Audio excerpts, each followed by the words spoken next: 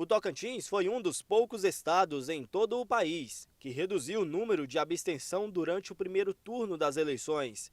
Foram mais de 200 mil eleitores aptos a votar que deixaram de comparecer às sessões eleitorais. A gente considerou muito positiva, né? Considerando aí que numa eleição nacional, federal, é em torno de 30% de abstenção do eleitorado. Esse ano nós tivemos menos de 20%, né? Na casa aí dos 18%.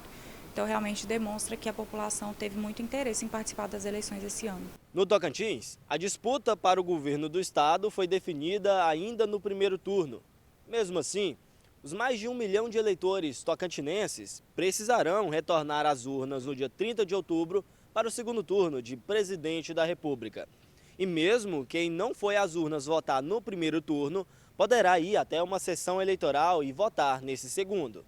Ele pode e, inclusive, deve votar, né? Se ele não conseguiu participar do primeiro turno, ele tem o direito a participar do segundo. E é muito importante que o eleitor compareça, né? Agora realmente é uma eleição, o cargo em disputa é só o cargo de presidente, né? Vai ser uma votação mais rápida e realmente é importante que o eleitor participe aí do segundo turno.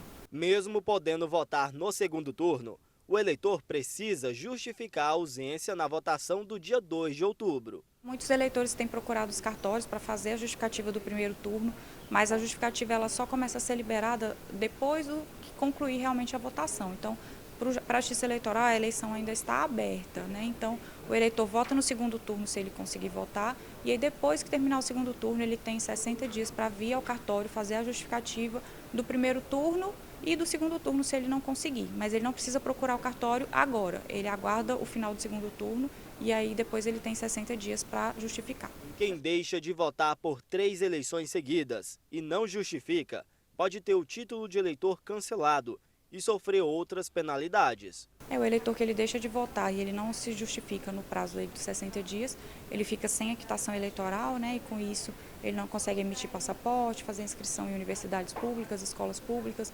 contrair empréstimo junto a instituições financeiras públicas, né? Ele fica sem direito a tomar posse em concurso. Então realmente é importante que após o segundo turno, o eleitor que não conseguir votar, ele venha ao cartório para regularizar a situação.